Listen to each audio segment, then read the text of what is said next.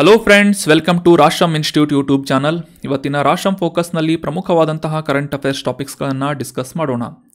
ಈಗ ನಾವು ಡಿಸ್ಕಸ್ ಮಾಡ್ತಾ ಇರುವಂತಹ ಈ ಕರೆಂಟ್ ಅಫೇರ್ಸ್ ಟಾಪಿಕ್ಸ್ಗಳ ನೋಟ್ಸ್ಗಳನ್ನು ಡೈರೆಕ್ಟಾಗಿ ರಾಷ್ಟ್ರಂ ಇನ್ಸ್ಟಿಟ್ಯೂಟ್ ಟೆಲಿಗ್ರಾಮ್ ಚಾನಲ್ ಮೂಲಕ ಡೌನ್ಲೋಡ್ ಮಾಡ್ಕೊಳ್ಳಿ. ಏನಾದರೂ ಡೌಟ್ಸ್ಗಳಿದ್ರೆ ಕಮೆಂಟ್ ಬಾಕ್ಸ್ನಲ್ಲಿ ಕಮೆಂಟ್ ಮಾಡಿ. ಯೂಟ್ಯೂಬ್ ಚಾನಲನ್ನು ಸಬ್ಸ್ಕ್ರೈಬ್ ಮಾಡಿಲ್ಲ ಅಂದರೆ ಸಬ್ಸ್ಕ್ರೈಬ್ ಮಾಡಿ ಅಂತ ಹೇಳ್ತಾ, ಥಾಮಸ್ ಅಲ್ವಾ ಎಡಿಸನ್ ಅವರ ಈ ಪ್ರಸಿದ್ಧ ಕೋಟನ್ನು ಅಂಡರ್ಸ್ಟ್ಯಾಂಡ್ ಮಾಡಿಕೊಳ್ಳೋದ್ರೊಂದಿಗೆ ಇವತ್ತಿನ ಡಿಸ್ಕಷನನ್ನು ಪ್ರಾರಂಭ ಮಾಡೋಣ. Our greatest weakness lies in giving up. The most certain way to succeed is always to try just one more time ಅಂತ ಇದೆ. ಥಾಮಸ್ ಅಲ್ವಾ ಎಡಿಸನ್ ಯಾರು ಅಂತಂದರೆ, ಜಗತ್ತಿಗೆ ಸಾಕಷ್ಟು ಸಂಶೋಧನೆಗಳನ್ನು ನೀಡಿದಂತಹ, ಆವಿಷ್ಕಾರಗಳನ್ನು ನೀಡಿದಂತಹ, ಅದರಲ್ಲೂ ಮುಖ್ಯವಾಗಿ ಈ ಮೈಕಲ್ ಫ್ಯಾರಡೆ ಅವರು ವಿದ್ಯುತ್ ಶಕ್ತಿಯನ್ನು ಕಂಡುಹಿಡಿದು ಸಾಕಷ್ಟು ವರ್ಷಗಳಾದ ನಂತರ ಅದರ ಸರಿಯಾದ ಬಳಕೆ ಯಾವ ರೀತಿ ಮಾಡಬೇಕು ಅಂತ ಸಂಶೋಧನೆ ಮಾಡ್ತಿರ್ಬೇಕಾದ್ರೆ ವಿದ್ಯುತ್ತಿನ ಬಲ್ಬನ್ನು ಸಂಶೋಧನೆ ಮಾಡಿದಂತಹ ವ್ಯಕ್ತಿ ಥಾಮಸ್ ಅಲ್ವಾ ಎಡಿಸನ್ ಆಗಿದ್ದಾರೆ. ಅಂದರೆ ವಿದ್ಯುತ್ತಿನ ಸರಿಯಾದ ಅಪ್ಲಿಕೇಶನ್ ಏನಾಗಬಹುದು ಅಂತ ಸಂಶೋಧನೆ ಮಾಡಿ ವಿದ್ಯುತ್ ಬಲ್ಬನ್ನು ನೀಡಿದಂತಹ ವ್ಯಕ್ತಿ ಸಂಶೋಧಕ ಥಾಮಸ್ ಅಲ್ವಾ ಎಡಿಸನ್ ಅಂತ ನಾವು ಅಂಡರ್ಸ್ಟ್ಯಾಂಡ್ ಮಾಡ್ಕೋಬೇಕು. ವಿದ್ಯುತ್ ಬಲ್ಬನ್ನು ಇನ್ವೆನ್ಷನ್ ಮಾಡುತ್ತಿರಬೇಕಾದ್ರೆ ಅಥವಾ ಸಂಶೋಧನೆಯಲ್ಲಿ ತೊಡಗಿರಬೇಕಾದ್ರೆ ಸಾವಿರಾರು ಸಲ ಥಾಮಸ್ ಅಲ್ವಾ ಎಡಿಸನ್ ಅವರು ಫೇಲ್ ಆಗ್ತಾರೆ. ಆದರೂ ಸಹ ಗಿವ್ ಅಪ್ ಮಾಡದೆ ಸತತವಾಗಿ ಪ್ರಯತ್ನ ಮಾಡುವುದರ ಮೂಲಕ ಸಕ್ಸೀಡ್ ಆಗಿ ಈ ವಿದ್ಯುತ್ ಬಲ್ಬನ್ನು ಕಂಡುಹಿಡಿತಾರೆ ಅಂತ ನಾವೆಲ್ಲ ಅಂಡರ್ಸ್ಟ್ಯಾಂಡ್ ಮಾಡ್ಕೋಬೇಕು. ಅದೇ ರೀತಿಯಾಗಿ ನಮ್ಮ ಜೀವನದಲ್ಲೂ ಕೂಡ ಸಾಕಷ್ಟು ಪ್ರಯತ್ನಗಳನ್ನು ಮಾಡ್ತಿರ್ಬೇಕಾದ್ರೆ ಗುರಿಯನ್ನು ಮುಟ್ಟುವಂಥ ನಿಟ್ಟಿನಲ್ಲಿ ಮಾಡ್ತಾ ಇರುವಂತಹ ಒಂದು ಅಟೆಂಪ್ಟ್ಸ್ಗಳಲ್ಲಿ ಫೇಲ್ಯೂರನ್ನು ಫೇಸ್ ಮಾಡ್ತಾ ಇದ್ರೂ ಸಹ ಮತ್ತೊಂದು ಸಲ ಪ್ರಯತ್ನ ಮಾಡುವುದರ ಮೂಲಕ ನಾವು ಸಕ್ಸೀಡ್ ಆಗುವಂತಹ ಚಾನ್ಸಸ್ ಹೆಚ್ಚಾಗುತ್ತೆ ಅಂತ ನಾವಿಲ್ಲಿ ಅಬ್ಸರ್ವ್ ಮಾಡಬೇಕು. ಅದೇ ರೀತಿಯಾಗಿ ಗಿವ್ ಅಪ್ ಮಾಡಬಾರ್ದು ಅನ್ನೋದನ್ನು ಇಲ್ಲಿ ಹೈಲೈಟ್ ಮಾಡಲಾಗಿದೆ ಅಂತ ನಾವಿಲ್ಲಿ ಅಬ್ಸರ್ವ್ ಮಾಡಬೇಕಾಗುತ್ತೆ. ರೆಗ್ಯುಲರ್ ಆಗಿ ಪ್ರಿಪೇರ್ ಮಾಡ್ತಿರ್ಬೇಕಾದ್ರೆ, ಎಕ್ಸಾಮ್ಸ್ಗಳಿಗೆ ತಯಾರಿನ ನಡೆಸ್ತಿರ್ಬೇಕಾದ್ರೆ ಸಾಕಷ್ಟು ಸಲ ನಾವು ಅಂದ್ಕೊಂಡ ಹಾಗೆ ಟೈಮ್ ಟೇಬಲ್ ಪ್ರಕಾರ ಸ್ಟಡಿ ಮಾಡೋಕ್ಕೆ ಆಗೋಲ್ಲ, ಕಾನ್ಸೆಪ್ಟ್ಗಳು ಅಂಡರ್ಸ್ಟ್ಯಾಂಡ್ ಆಗ್ತಾ ಇರೋಲ್ಲ, ಎಕ್ಸಾಮ್ಸ್ನಲ್ಲಿ ಅಥವಾ ಮಾಕ್ ಟೆಸ್ಟ್ಗಳಲ್ಲಿ ಸಾಲ್ವ್ ಮಾಡ್ತಿರ್ಬೇಕಾದ್ರೆ ಸರಿಯಾಗಿ ಆನ್ಸರ್ ಮಾಡೋಕ್ಕಾಗದೆ ಅಥವಾ ಕಾನ್ಸಂಟ್ರೇಟ್ ಮಾಡೋಕ್ಕಾಗದೆ ಸಾಕಷ್ಟು ಫೇಲ್ಯೂರ್ಸ್ಗಳನ್ನು ನಾವೆಲ್ಲ ಅನುಭವಿಸ್ತಾ ಇರ್ತೇವೆ. ಆದರೂ ಸಹ ನಮ್ಮ ಫೇಲ್ಯೂರ್ಸ್ಗಳನ್ನು ಅಥವಾ ನಮ್ಮ ಮಿಸ್ಟೇಕ್ಸ್ಗಳನ್ನು ಕರೆಕ್ಷನ್ ಮಾಡ್ಕೊಳ್ತಾ, ಅನಾಲಿಸಿಸ್ ಮಾಡ್ತಾ, ಯಾಕೆ ಸರಿಯಾಗಿ ಆನ್ಸರ್ ಮಾಡೋಕ್ಕಾಗ್ತಾ ಇಲ್ಲ ಅಂತ ಅಂಡರ್ಸ್ಟ್ಯಾಂಡ್ ಮಾಡ್ಕೊಳ್ತಾ ಕಂಟಿನ್ಯೂ ಆಗಿ ಪ್ರಿಪೇರ್ ಮಾಡಿದ್ದೇ ಆದರೆ ಸಕ್ಸಸ್ ಆಗುವಂತಹ ನಿಟ್ಟಿನಲ್ಲಿ ನಮ್ಮನ್ನು ತಡೆಯೋಕ್ಕೆ ಯಾರಿಂದಲೂ ಕೂಡ ಸಾಧ್ಯ ಆಗೋದಿಲ್ಲ ಅಂತ ಹೇಳ್ತಾ ಇವತ್ತಿನ ಡಿಸ್ಕಷನನ್ನು ಕಂಟಿನ್ಯೂ ಮಾಡೋಣ. ಕಳೆದ ಸೆಷನ್ನಲ್ಲಿ ಈ ಕೆಳಗಿನ ಯಾವ ಸೂಕ್ಷ್ಮಾಣು ಜೀವಿಯಿಂದ ಕಾಲರಾ ರೋಗ ಹರಡುತ್ತದೆ ಅಂತ ಪ್ರಶ್ನೆಯನ್ನು ಕೇಳಲಾಗಿದೆ. ಆಪ್ಷನ್ಸ್ಗಳಲ್ಲಿ ಬ್ಯಾಕ್ಟೀರಿಯಾ, ವೈರಸ್, ಪಾಚಿಗಳು ಅಥವಾ ಪ್ರೋಟೋಜೋವಾ ಅಂತ ನೀಡಲಾಗಿದೆ. ಸರಿಯಾದ ಉತ್ತರ ಏನು ಅಂತಂದರೆ ಆಪ್ಷನ್ 1. ಸೂಕ್ಷ್ಮಜೀವಿಗಳಲ್ಲಿ ಬ್ಯಾಕ್ಟೀರಿಯಾ ಸೂಕ್ಷ್ಮಜೀವಿಗಳಿಂದ ಕಾಲರಾ ರೋಗ ಹರಡುತ್ತದೆ ಅಂತ ಅನ್ನೋದು ಸರಿಯಾದಂಥ ಆನ್ಸರ್ ಆಗುತ್ತೆ. Option 1 is right answer. Answer ಮಾಡಿ ಸಾಕಷ್ಟು ಜನ ಕಮೆಂಟ್ ಬಾಕ್ಸ್ನಲ್ಲಿ ಕಮೆಂಟ್ ಮಾಡಿದ್ದೀರಿ, ವೆರಿ ವೆಲ್ ಡನ್. ಇದೇ ರೀತಿಯಾಗಿ ಡಿಸ್ಕಷನ್ನಲ್ಲಿ ಭಾಗವಹಿಸ್ತಾ ಇರಿ. ಏನಾದರೂ ಡೌಟ್ಸ್ಗಳಿದ್ರೆ ಕಮೆಂಟ್ ಬಾಕ್ಸ್ನಲ್ಲಿ ಕಮೆಂಟ್ ಮಾಡ್ತಾ ಇರಿ ಅಂತ ಹೇಳ್ತಾ, ಈ ಕಾಲರಾ ರೋಗದ ಕುರಿತಾದಂತಹ ಕೆಲವೊಂದಿಷ್ಟು ಬೇಸಿಕ್ ಇನ್ಫಾರ್ಮೇಷನ್ಸ್ಗಳು ನಮಗೆ ಎಕ್ಸಾಮಿನೇಷನ್ ಪರ್ಸ್ಪೆಕ್ಟಿವ್ ಇಂಪಾರ್ಟೆಂಟ್ ಆಗೋದ್ರಿಂದ ಇದರ ಬಗ್ಗೆ ಅಂಡರ್ಸ್ಟ್ಯಾಂಡ್ ಮಾಡ್ಕೊಳ್ಳೋದಕ್ಕೆ ಟ್ರೈ ಮಾಡೋಣ. ವಿಬ್ರಿಯೋ ಕಾಲರಾ ಬ್ಯಾಕ್ಟೀರಿಯಂ ಅನ್ನುವ ಈ ಒಂದು ಬ್ಯಾಕ್ಟೀರಿಯಾದಿಂದ ಹರಡುವಂತಹ ರೋಗ ಕಾಲರಾ ಅಂತ ನಾವಿಲ್ಲಿ ಅಬ್ಸರ್ವ್ ಮಾಡಬೇಕು. ಕಲುಷಿತಗೊಂಡಂತಹ ಅಂದರೆ ಈ ಬ್ಯಾಕ್ಟೀರಿಯಾದಿಂದ ಕಲುಷಿತಗೊಂಡಂತಹ ಆಹಾರದ ಸೇವನೆಯಾಗಿರ್ಬೋದು ಅಥವಾ ನೀರನ್ನು ಕನ್ಸ್ಯೂಮ್ ಮಾಡುವುದರಿಂದ ತೀವ್ರವಾದಂತಹ ಡೈರಿಯಾ ಅಥವಾ ಅತಿಸಾರದ ಸೋಂಕು ಕಾಲರಾ ರೋಗ ಹರಡುತ್ತದೆ ಅಂತ ನಾವಿಲ್ಲಿ ಅಬ್ಸರ್ವ್ ಮಾಡಬೇಕಾಗುತ್ತೆ. ಜಾಗತಿಕವಾಗಿ ಒಂದು ಹೈಯೆಸ್ಟ್ ಪಬ್ಲಿಕ್ ಥ್ರೆಟ್ ಆಗಿ ಅಥವಾ ಜಾಗತಿಕ ಬೆದರಿಕೆಯಾಗಿ ಗುರುತಿಸಿಕೊಳ್ಳುವಂತಹ ಈ ಕಾಲರಾ ರೋಗ ಮುಖ್ಯವಾಗಿ ಯಾವ ರಾಷ್ಟ್ರದಲ್ಲಿ ಅತಿ ಹೆಚ್ಚಾಗಿ ಕಂಡುಬರುತ್ತೋ ಆ ರಾಷ್ಟ್ರದಲ್ಲಿನ ಅಸಮಾನತೆ ಮತ್ತು ಸಾಮಾಜಿಕ ಅಭಿವೃದ್ಧಿಯ ಕೊರತೆಯನ್ನು ಹೈಲೈಟ್ ಮಾಡುವಂತಹ ಒಂದು ರೋಗವಾಗಿದೆ ಅಂತ ನಾವಿಲ್ಲಿ ಅಬ್ಸರ್ವ್ ಮಾಡಬೇಕಾಗುತ್ತೆ. ಅಂದರೆ ಅತಿ ಹೆಚ್ಚಾಗಿ ಕಾಲರಾ ರೋಗ ಎಂಥ ರಾಷ್ಟ್ರಗಳಲ್ಲಿ ಹರಡ್ತಾ ಇದೆ ಅಂತಂದರೆ ಈ ಸಾಮಾಜಿಕವಾಗಿ ಆರ್ಥಿಕವಾಗಿ ಸಬಲ ಇಲ್ಲದೇ ಇರುವಂತಹ ರಾಷ್ಟ್ರಗಳಲ್ಲಿ ಹೆಚ್ಚಾಗಿ ಈ ಕಾಲರಾ ರೋಗ ಹರಡುತ್ತದೆ ಅಂತ ನಾವಿಲ್ಲಿ ಅಬ್ಸರ್ವ್ ಮಾಡಬೇಕಾಗುತ್ತೆ. ಸಾಮಾನ್ಯವಾಗಿ ಈ ನೀರಿನ ಅತಿಸಾರ ಅಥವಾ ಡೈರಿಯಾ ಅಂತ ಏನು ಕರಿತೇವೆ, DIARRHOEA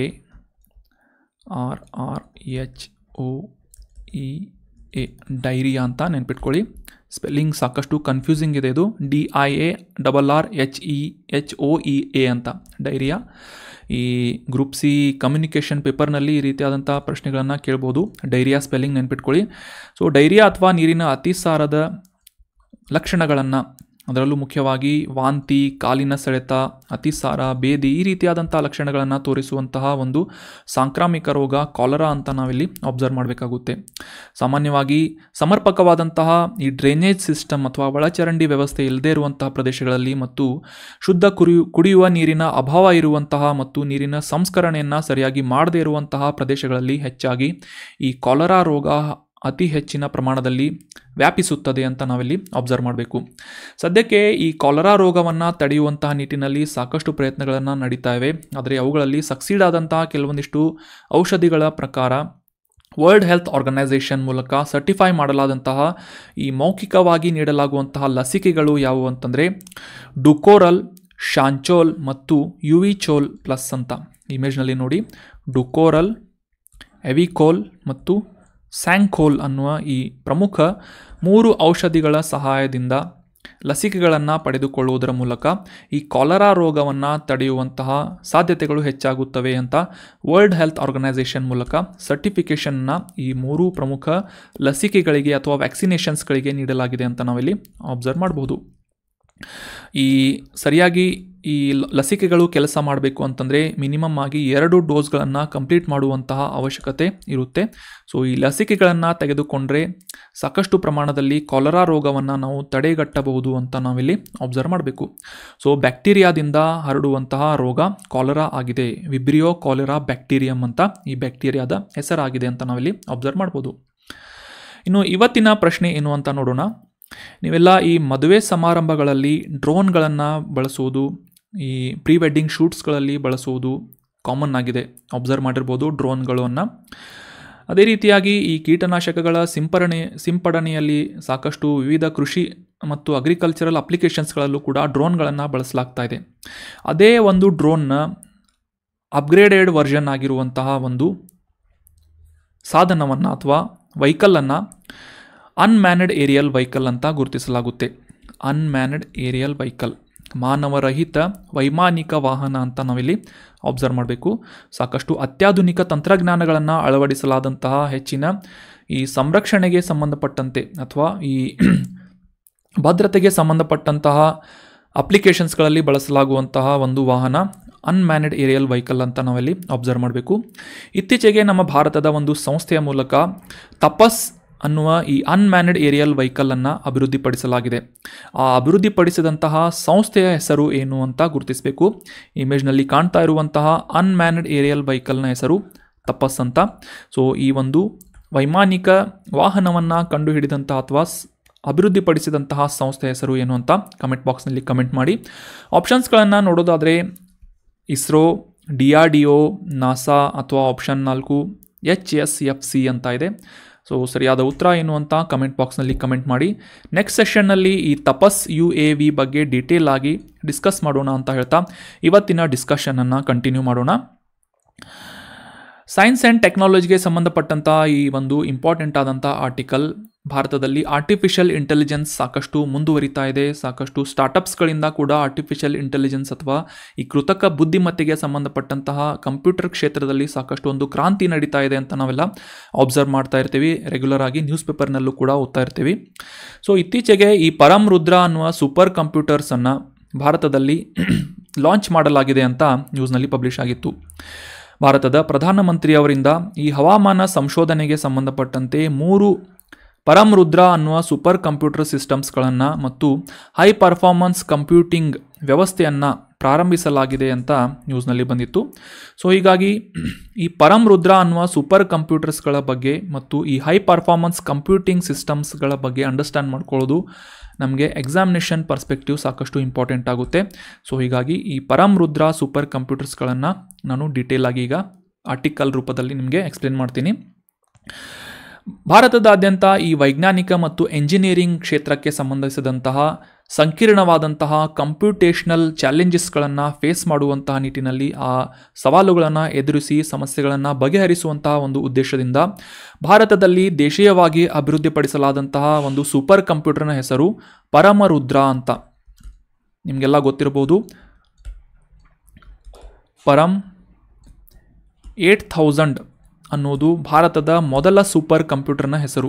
1991ನೇ ಇಸವಿಯಲ್ಲಿ ಭಾರತದಲ್ಲಿ ಈ ಸೂಪರ್ ಕಂಪ್ಯೂಟರ್ಗಳನ್ನು ಪ್ರಾರಂಭ ಮಾಡಬೇಕು ಅಥವಾ ಅಭಿವೃದ್ಧಿಪಡಿಸಬೇಕು ಅಂತ CDAC ಸಂಸ್ಥೆಯಿಂದ, centre for Development of Advanced computing ಅನ್ನುವ ಈ CDAC ಸಂಸ್ಥೆಯಿಂದ 1991ನೇ ಇಸವಿಯಲ್ಲಿ ಭಾರತದ ಮೊದಲ ಸೂಪರ್ ಕಂಪ್ಯೂಟರನ್ನು ಸ್ಥಾಪನೆ ಮಾಡಲಾಗುತ್ತೆ ಅಥವಾ ಅಭಿವೃದ್ಧಿಪಡಿಸಲಾಗುತ್ತೆ. ಅದರ ಹೆಸರು ಪರಮ್ 8000 ಅಂತ ನೆನಪಿಟ್ಕೊಳ್ಳಿ. ಸೊ ಇತ್ತೀಚೆಗೆ ಈ ಪರಮ್ ರುದ್ರ ಅನ್ನುವ ಸೂಪರ್ ಕಂಪ್ಯೂಟರ್ನ 3 ಪ್ರಮುಖ ವರ್ಷನ್ಸ್ಗಳನ್ನು ಅಥವಾ 3 ಪ್ರಮುಖ ಸೂಪರ್ ಕಂಪ್ಯೂಟರ್ಗಳನ್ನು ಭಾರತದ ದೆಹಲಿ, ಪುಣೆ, ಕೋಲ್ಕತ್ತಾದಲ್ಲಿ ಇನ್ಸ್ಟಾಲ್ ಮಾಡಲಾಯಿತು ಅಂತ ನ್ಯೂಸ್ನಲ್ಲಿ ಪಬ್ಲಿಷ್ ಆಗಿತ್ತು. ರಾಷ್ಟ್ರೀಯ ಸೂಪರ್ ಕಂಪ್ಯೂಟರಿಂಗ್ ಮಿಷನ್ನ ಅಡಿಯಲ್ಲಿ ಅದರ ಒಂದು ಭಾಗವಾಗಿ ಈ ಪರಮ್ ರುದ್ರ ಸೂಪರ್ ಕಂಪ್ಯೂಟರ್ಸ್ಗಳನ್ನು ಅಭಿವೃದ್ಧಿಪಡಿಸಲಾಗಿದೆ ಅಂತ ನಾವು ಅಂಡರ್ಸ್ಟ್ಯಾಂಡ್ ಮಾಡ್ಕೋಬೇಕು.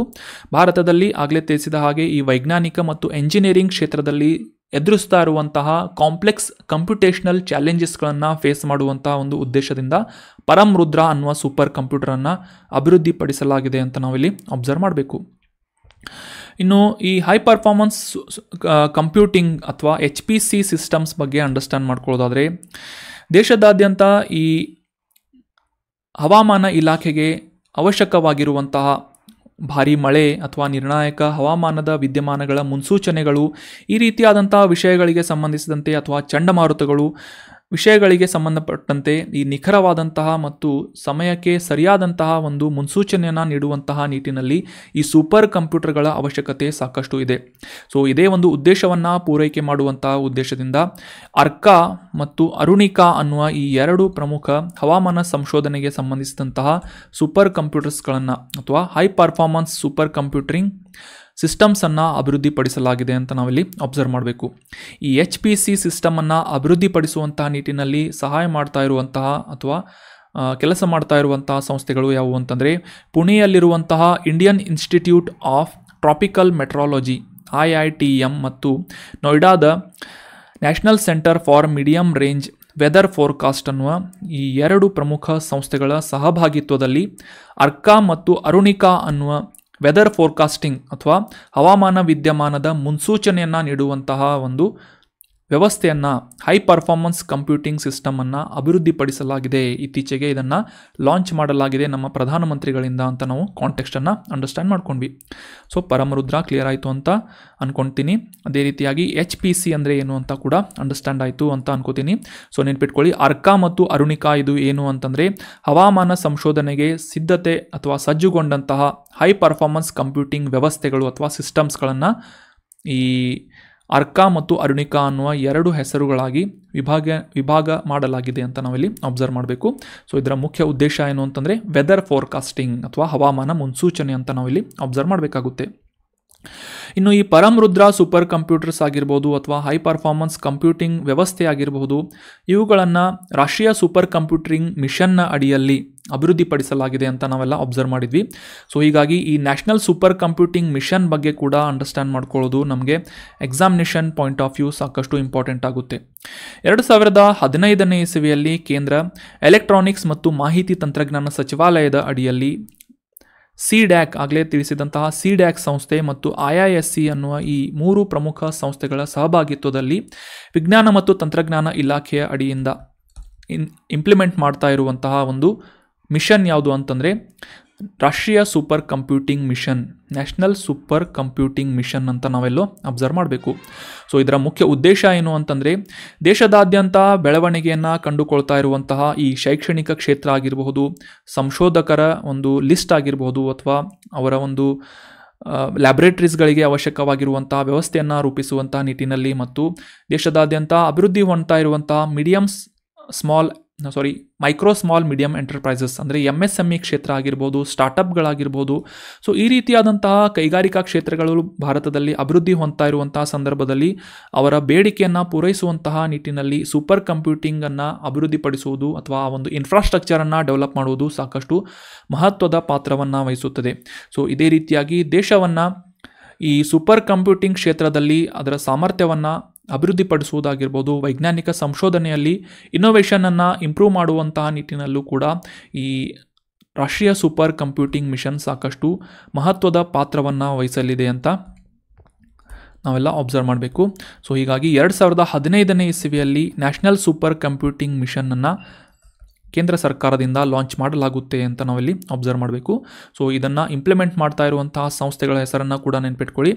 Electronics and Ministry of Electronics and Information Technology ಮತ್ತು Centre for Development of Advanced Computers ಮತ್ತು IISc ಅಂದರೆ ನಮ್ಮ ಬೆಂಗಳೂರಿನ ಸಂಸ್ಥೆ, ಇದು ಬೆಂಗಳೂರಿನ ಶೈಕ್ಷಣಿಕ ಸಂಸ್ಥೆ ಇಂಡಿಯನ್ ಇನ್ಸ್ಟಿಟ್ಯೂಟ್ ಆಫ್ ಸೈನ್ಸ್ ಅಂತ. ಸೊ ಈ ಪ್ರಮುಖ ಸಂಸ್ಥೆಗಳ ಸಹಭಾಗಿತ್ವದಲ್ಲಿ ಕೇಂದ್ರ ವಿಜ್ಞಾನ ಮತ್ತು ತಂತ್ರಜ್ಞಾನ ಇಲಾಖೆಯಿಂದ ಅನುಷ್ಠಾನಗೊಳ್ತಾ ಇರುವಂತಹ ಒಂದು ಮಿಷನ್ ಯಾವುದು ಅಂತಂದರೆ ನ್ಯಾಷನಲ್ ಸೂಪರ್ ಕಂಪ್ಯೂಟಿಂಗ್ ಮಿಷನ್ ಅಂತ ನಾವಿಲ್ಲಿ ಅಬ್ಸರ್ವ್ ಮಾಡಬೇಕು, ನೆನಪಿಟ್ಕೊಳ್ಬೇಕು, ನೋಟ್ ಮಾಡಿ ಇಟ್ಕೊಳ್ಳಿ. ವೆರಿ ಇಂಪಾರ್ಟೆಂಟ್ ಆದಂಥ ಇನ್ಫಾರ್ಮೇಷನ್.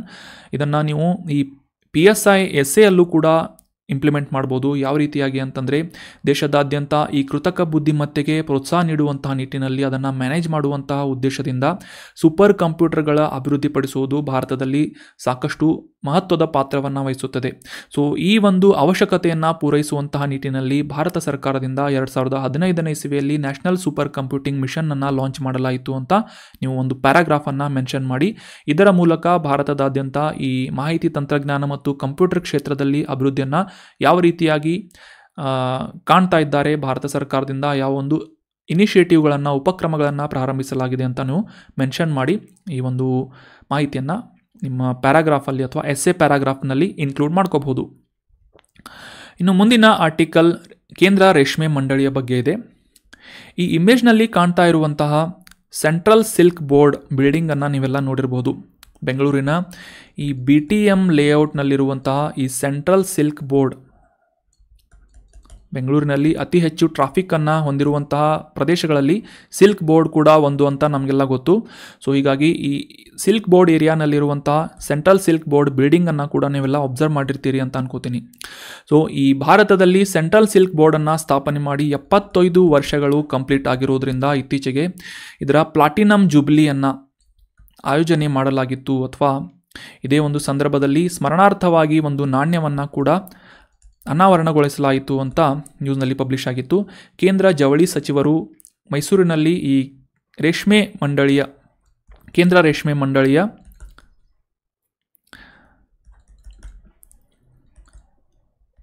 ಒಂದು ಕಾರ್ಯಕ್ರಮದಲ್ಲಿ, ಪ್ಲಾಟಿನಮ್ ಜೂಬ್ಲಿ ಕಾರ್ಯಕ್ರಮದಲ್ಲಿ ಭಾಗವಾಗಿದ್ದರು ಅಂತ ನ್ಯೂಸ್ನಲ್ಲಿ ಪಬ್ಲಿಷ್ ಆಗಿತ್ತು.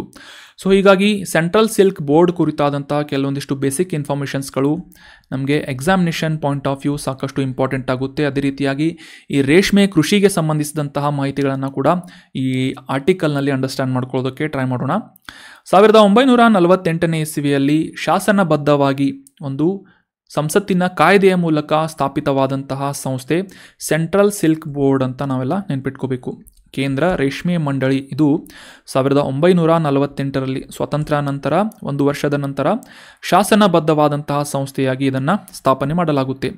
ಸದ್ಯಕ್ಕೆ ಕೇಂದ್ರ ಜವಳಿ ಸಚಿವಾಲಯ ಅಂದರೆ ಯೂನಿಯನ್ ಮಿನಿಸ್ಟ್ರಿ ಆಫ್ ಟೆಕ್ಸ್ಟೈಲ್ಸ್ ಇದರ ಅಡಿಯಲ್ಲಿ ಕಾರ್ಯನಿರ್ವಹಿಸ್ತಾ ಇರುವಂತಹ 39 ಸದಸ್ಯರನ್ನು ಒಳಗೊಂಡಿರುವಂತಹ ಒಂದು ಮಂಡಳಿ ಕೇಂದ್ರ ರೇಷ್ಮೆ ಮಂಡಳಿ ಅಂತ ನಾವೆಲ್ಲ ಅಬ್ಸರ್ವ್ ಮಾಡಬೇಕು. ಅದೇ ರೀತಿಯಾಗಿ ಕೇಂದ್ರ ಸರ್ಕಾರದಿಂದ ಇದರ ಅಧ್ಯಕ್ಷರನ್ನು ಕೂಡ ನೇಮಕ ಮಾಡಲಾಗುತ್ತೆ ಅಂತ ನಾವಿಲ್ಲಿ ಅಬ್ಸರ್ವ್ ಮಾಡಬೇಕಾಗುತ್ತೆ. ಜಾಗತಿಕವಾಗಿ ಈ ರೇಷ್ಮೆ ಉತ್ಪಾದನೆಯಲ್ಲಿ 2ನೇ ಸ್ಥಾನವನ್ನು ಹೊಂದಿರುವಂತಹ, ಅಂದರೆ ಚೀನಾದ ನಂತರ 2ನೇ ಸ್ಥಾನವನ್ನು ಅತಿ ಹೆಚ್ಚು ರೇಷ್ಮೆ ಉತ್ಪಾದಿಸುವಂತಹ ರಾಷ್ಟ್ರವಾಗಿ ಭಾರತವನ್ನು ಗುರುತಿಸಲಾಗುತ್ತೆ.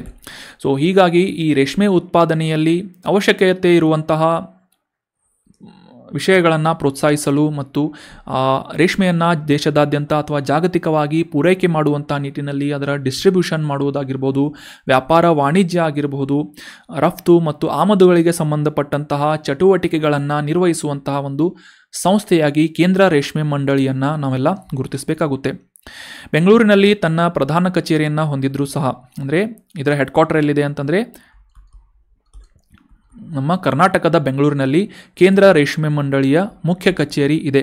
ಆದರೆ ನವದೆಹಲಿ, ಮುಂಬೈ, ಕೋಲ್ಕತ್ತಾ, ಹೈದರಾಬಾದ್, ಭುವನೇಶ್ವರ್, ಗುವಾಹತಿಯಲ್ಲಿ ಪ್ರಾದೇಶಿಕ 6 ಕಚೇರಿಗಳನ್ನು ಈ ಕೇಂದ್ರ ರೇಷ್ಮೆ ಮಂಡಳಿ ಹೊಂದಿದೆ ಅಂತ ನಾವಿಲ್ಲಿ ಅಬ್ಸರ್ವ್ ಮಾಡಬೇಕು. ದೇಶದಾದ್ಯಂತ ಈ ರೇಷ್ಮೆ ಉತ್ಪಾದನೆಗೆ ಸಾಕಷ್ಟು ಪ್ರೋತ್ಸಾಹವನ್ನು ನೀಡಲಾಗ್ತಾ ಇದೆ ಸರ್ಕಾರದಿಂದ. ಸೊ ಅದೇ ರೀತಿಯಾಗಿ 5 ಪ್ರಮುಖ ರೇಷ್ಮೆಯ ವಿಧಗಳನ್ನು ಭಾರತದಲ್ಲಿ ಬೆಳೆಯಲಾಗುತ್ತೆ. ಅವು ಯಾವುವು ಅಂತಂದರೆ ಹಿಪ್ಪು ನೇರಳೆ, ಉಷ್ಣವಲಯದ ತಾರಸ್, ನೆನಪಿಟ್ಕೊಳ್ಳಿ ತಾರಸ್, ಓಕ್ ತಾರಸ್, ಎರಿ, ಮುಗ. ಈ ರೀತಿಯಾಗಿ ರೇಷ್ಮೆ ಮಂಡಳಿಯ ಮೂಲಕ ಪ್ರೋತ್ಸಾಹವನ್ನು ಪಡೆದುಕೊಂಡು ದೇಶದಾದ್ಯಂತ 5 ಪ್ರಮುಖ ರೇಷ್ಮೆಯ ವಿಧಗಳನ್ನು ಬೆಳೆಯಲಾಗುತ್ತೆ ಭಾರತದಲ್ಲಿ. ಈ ಮೂಲಕ ಜಾಗತಿಕವಾಗಿ ಅತಿ ಹೆಚ್ಚು ರೇಷ್ಮೆಯನ್ನು ಬೆಳೆಯುವಂತಹ 2ನೇ ಅತಿ ದೊಡ್ಡ ರಾಷ್ಟ್ರವಾಗಿ ಭಾರತ ಗುರುತಿಸಿಕೊಳ್ಳುತ್ತೆ ಅಂತ ನಾವು ಇಲ್ಲಿ ಅಬ್ಸರ್ವ್ ಮಾಡಬೇಕು. ಸೊ 1948ನೇ ಇಸವಿಯಲ್ಲಿ ರೇಷ್ಮೆಯನ್ನು ಪ್ರೋತ್ಸಾಹಿಸುವಂತಹ ನಿಟ್ಟಿನಲ್ಲಿ ಮೊದಲ ಬಾರಿಗೆ ಕೇಂದ್ರ ರೇಷ್ಮೆ ಮಂಡಳಿಯನ್ನು ಸ್ಥಾಪನೆ ಮಾಡಲಾಗುತ್ತೆ. ಸೆಂಟ್ರಲ್ ಸಿಲ್ಕ್ ಬೋರ್ಡನ್ನು ಸ್ಥಾಪನೆ ಮಾಡಲಾಗುತ್ತೆ. ಸದ್ಯಕ್ಕೆ ಇದರ ಹೆಡ್ ಕ್ವಾರ್ಟರ್ ಎಲ್ಲಿದೆ ಅಂತಂದರೆ ನಮ್ಮ ಬೆಂಗಳೂರಿನಲ್ಲಿ BTM ಲೇಔಟ್ನಲ್ಲಿ ಈ ಆಫೀಸ್ ಲೊಕೇಟ್ ಆಗಿದೆ. ಸೊ ಕ್ಲಿಯರ್ ಆಯಿತು ಅಂತ ಅನ್ಕೋತೀನಿ. ಮುಂದಿನ ಆರ್ಟಿಕಲ್ ಮಾವೋ ನಾಗಾಸ್ ಅನ್ನುವ ಬುಡಕಟ್ಟು ಸಮುದಾಯದ ಬಗ್ಗೆ ಇತ್ತೀಚೆಗೆ ನ್ಯೂಸ್ನಲ್ಲಿ ಪಬ್ಲಿಷ್ ಆಗಿತ್ತು. ಸೊ ಹೀಗಾಗಿ ಈ ಮಾವೋ ನಾಗಾ ಬುಡಕಟ್ಟು ಸಮುದಾಯದ ಕುರಿತಾದಂತಹ ಕೆಲವೊಂದಿಷ್ಟು ಬೇಸಿಕ್ ಇನ್ಫಾರ್ಮೇಷನ್ಸ್ಗಳು ಎಕ್ಸಾಮಿನೇಷನ್ ಪರ್ಸ್ಪೆಕ್ಟಿವ್ ಇಂಪಾರ್ಟೆಂಟ್ ಆಗೋದ್ರಿಂದ ಅವುಗಳನ್ನು ಅಂಡರ್ಸ್ಟ್ಯಾಂಡ್ ಮಾಡ್ಕೊಳ್ಳೋದಕ್ಕೆ ಟ್ರೈ ಮಾಡೋಣ. ಅದಕ್ಕಿಂತ ಮುಂಚೆ ಕಾಂಟೆಕ್ಸ್ಟನ್ನು ಅಂಡರ್ಸ್ಟ್ಯಾಂಡ್ ಮಾಡ್ಕೊಳ್ಳೋದಾದರೆ, ಸಾಕಷ್ಟು ವರ್ಷಗಳಿಂದ ಸಾಂಪ್ರದಾಯಿಕ ಭೂ ವಿವಾದ ಈ ನಾಗಾಲ್ಯಾಂಡ್ ಮತ್ತು ಮಣಿಪುರದ ಮಾವೋ ನಾಗಾಸ್ ಜನರ ನಡುವೆ ನಡೀತಾ ಇತ್ತು. ಸೊ ಇತ್ತೀಚೆಗೆ ಈ ನಾಗಾಲ್ಯಾಂಡಿನ ಟೆನಿಮಿಯಾ ಪೀಪಲ್ಸ್ ಆರ್ಗನೈಸೇಷನ್ TPO ಅನ್ನುವ ಈ ಒಂದು ಸಂಸ್ಥೆಯ ಮೂಲಕ ನೀಡಲಾದಂತಹ ತೀರ್ಪಿನ ಒಂದು ಆದೇಶವನ್ನು ಇತ್ತೀಚೆಗೆ ಅಧಿಕೃತವಾಗಿ ಮಾವೋ ನಾಗಾಸ್ ಅವರಿಂದ ಒಪ್ಪಿಕೊಳ್ಳಲಾಗಿದೆ ಅಥವಾ ಅಂಗೀಕಾರ ಮಾಡಲಾಗಿದೆ ಅಂತ ನ್ಯೂಸ್ನಲ್ಲಿ ಪಬ್ಲಿಷ್ ಆಗಿತ್ತು. ಇದರ ಮೂಲಕ ಸಾಕಷ್ಟು ವರ್ಷಗಳಿಂದ ನಡೀತಾ ಇದ್ದಂತಹ ಈ ಒಂದು ಭೂ ವಿವಾದ ಸಾಲ್ವ್ ಆಗುವಂತಹ ನಿಟ್ಟಿನಲ್ಲಿ ಕ್ರಮಗಳನ್ನು ಕೈಗೊಳ್ಳಲಾಗ್ತಾ ಇದೆ ಅಂತ ನಾವು ಅಬ್ಸರ್ವ್ ಮಾಡಬೇಕಾಗುತ್ತೆ. ಸೊ ಹೀಗಾಗಿ ಈ ಮಾವೋ ನಾಗಾಸ್ ಕುರಿತಾದಂತಹ ಕೆಲವೊಂದಿಷ್ಟು ಬೇಸಿಕ್ ಇನ್ಫಾರ್ಮೇಷನ್ಸ್ಗಳನ್ನು ಈ ಆರ್ಟಿಕಲ್ನಲ್ಲಿ ಅಂಡರ್ಸ್ಟ್ಯಾಂಡ್ ಮಾಡ್ಕೋಣ. 2011ನೇ ಇಸವಿಯ ಈ ಜನಗಣತಿಯ ಪ್ರಕಾರ ಸುಮಾರು 1 ಲಕ್ಷದವರೆಗೆ ಜನಸಂಖ್ಯೆಯನ್ನು ಹೊಂದಿದ್ದಂತಹ ಮಣಿಪುರದಲ್ಲಿ ಅತಿ ಹೆಚ್ಚಿನ ಸಂಖ್ಯೆಯಲ್ಲಿ ಕಂಡುಬರುವಂತಹ ಸ್ಥಳೀಯ ಬುಡಕಟ್ಟು ಸಮುದಾಯ ಮಾವೋ ನಾಗಾಸ್ ಸಮುದಾಯ ಅಂತ ನಾವಿಲ್ಲಿ ಅಬ್ಸರ್ವ್ ಮಾಡಬೇಕು. ಕನ್ಫ್ಯೂಸ್ ಮಾಡ್ಕೋಬೇಡಿ, ನಾಗಾ ಅಂತ ಇದೆ ಅಂತಂದರೆ ಇದು ನಾಗಾಲ್ಯಾಂಡ್ ಅಂತ ತಪ್ಪಾಗಿ ಆನ್ಸರ್ ಮಾಡೋಕ್ಕೆ ಹೋಗಬೇಡಿ. ಎಕ್ಸಾಮ್ನಲ್ಲಿ ಕೇಳ್ಬೋದು, ಒಂದು ಕಡೆ ರಾಜ್ಯಗಳನ್ನು ಮತ್ತು ಇನ್ನೊಂದು ಕಡೆ ಬುಡಕಟ್ಟು ಸಮುದಾಯಗಳನ್ನು ಮ್ಯಾಚ್ ದ ಫಾಲೋವಿಂಗ್ ಆಗಿ ಕೇಳ್ಬೋದು. ಸೊ ಹೀಗಾಗಿ ಈ ಮಾವೋ ನಾಗಾಸ್ ಇತ್ತೀಚೆಗೆ ನ್ಯೂಸ್ನಲ್ಲಿರೋದ್ರಿಂದ ಇದರ ಬಗ್ಗೆ ಕೇಳುವಂತಹ ಚಾನ್ಸಸ್ಗಳು ಕೂಡ ಇದೆ. ಹೀಗಾಗಿ ನೆನ್ಪಿಟ್ಕೊಳ್ಳಿ, ಮಾವೋ ನಾಗಾಸ್ ಬುಡಕಟ್ಟು ಸಮುದಾಯದವರು ಅತಿ ಹೆಚ್ಚಾಗಿ ವಾಸಿಸ್ತಾ ಇರುವಂತಹ ಪ್ರದೇಶ ಯಾವುದು ಅಂತಂದರೆ ಮಣಿಪುರ ಅಂತ ನೆನ್ಪಿಟ್ಕೊಳ್ಳಿ. ಮಣಿಪುರದ ಉತ್ತರ ಭಾಗದಲ್ಲಿ ನಾಗಾಲ್ಯಾಂಡ್ ಬಳಿಯಲ್ಲಿ ಕೂಡ ಇವರನ್ನು ಕೂಡ ನಾವು ಅಬ್ಸರ್ವ್ ಮಾಡ್ಬೋದು. ಆದರೆ ಅತಿ ಹೆಚ್ಚಾಗಿ ಈ ಮಾವೋ ನಾಗಾಸ್ ಎಲ್ಲಿ ಕಂಡು ಬರ್ತಾರೆ ಅಂತಂದರೆ ಮಣಿಪುರ ಅಂತ ನಾವಿಲ್ಲಿ ಅಬ್ಸರ್ವ್ ಮಾಡಬೇಕಾಗುತ್ತೆ. ಸಾಮಾನ್ಯವಾಗಿ ಸ್ಥಳೀಯ ಜನರಿಂದ MI ಮತ್ತು ಮೇಯಿ ಅಂತ ಇವರನ್ನು ಗುರುತಿಸಲಾಗುತ್ತೆ. ಸುಮಾರು 1 ಲಕ್ಷದಷ್ಟು ಜನಸಂಖ್ಯೆಯನ್ನು ಇವರು ಹೊಂದಿದ್ದಾರೆ ಅಂತ ನಾವಿಲ್ಲಿ ಅಬ್ಸರ್ವ್ ಮಾಡಬೇಕು. ಹೆಡ್ಲೈನ್ ಮಿಸ್ಟೇಕ್ ಆಗಿದೆ ಇಲ್ಲಿ. ಮಾವೋ ನಾಗಾಸ್ಗಳ ಬಗ್ಗೆ ಇನ್ನಷ್ಟು ಮಾಹಿತಿಗಳನ್ನು understand ಮಾಡ್ಕೋಣ.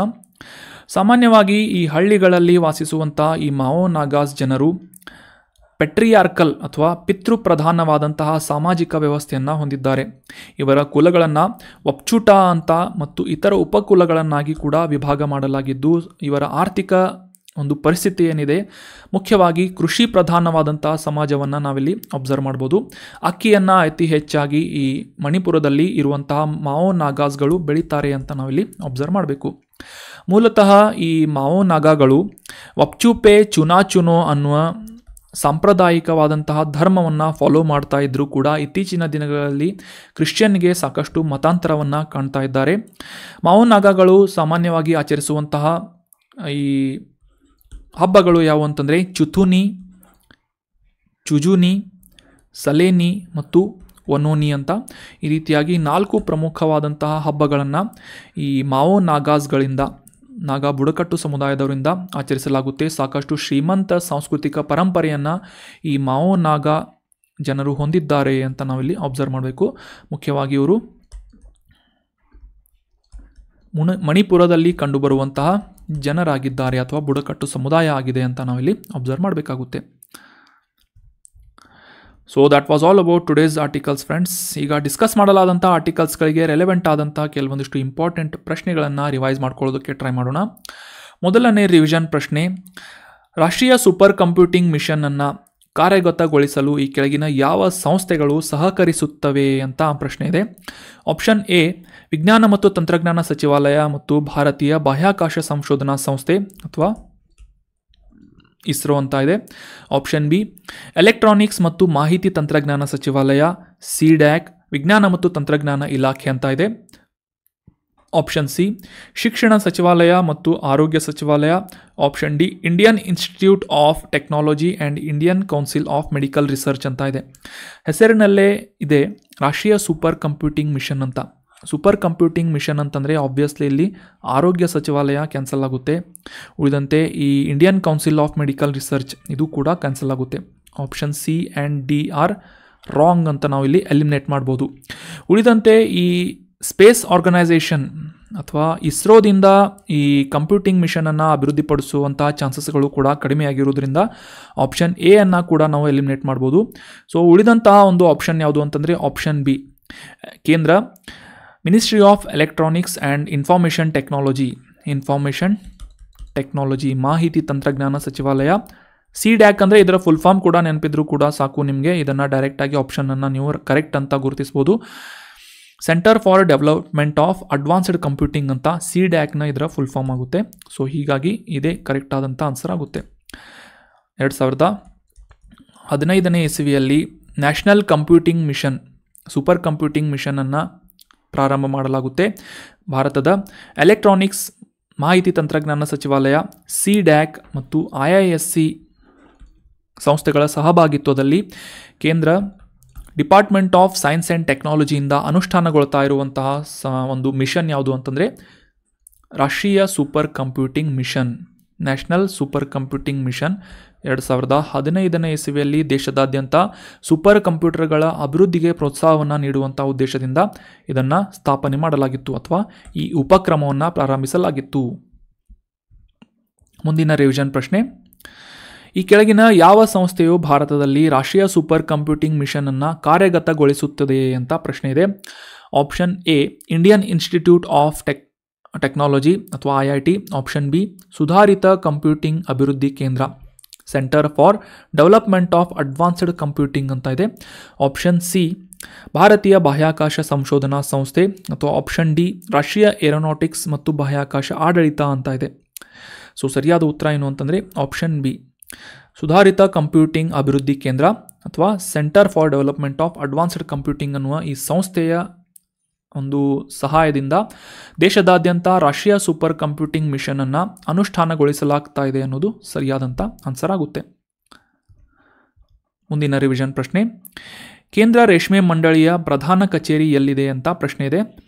Option A Navadehali, option B Mumbai, option C Kolkata ಅಥವಾ ಆಪ್ಷನ್ ಡಿ ಬೆಂಗಳೂರು ಅಂತ ಇದ್ದು ಸರಿಯಾದ ಉತ್ತರ ಏನು ಅಂತಂದರೆ ಆಪ್ಷನ್ ಡಿ. ನಮ್ಮ ಬೆಂಗಳೂರಿನ BTM ಲೇಔಟ್ನಲ್ಲಿರುವಂತಹ ಸೆಂಟ್ರಲ್ ಸಿಲ್ಕ್ ಬೋರ್ಡ್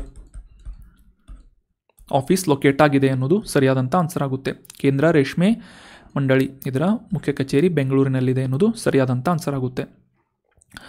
ಮುಂದಿನ ರಿವಿಷನ್ ಪ್ರಶ್ನೆ, ಭಾರತದಲ್ಲಿ ಈ ಕೆಳಗಿನ ಯಾವ ವಿಧದ ರೇಷ್ಮೆಯನ್ನು ಉತ್ಪಾದಿಸಲಾಗುವುದಿಲ್ಲ ಅಂತ ಪ್ರಶ್ನೆ ಇದೆ.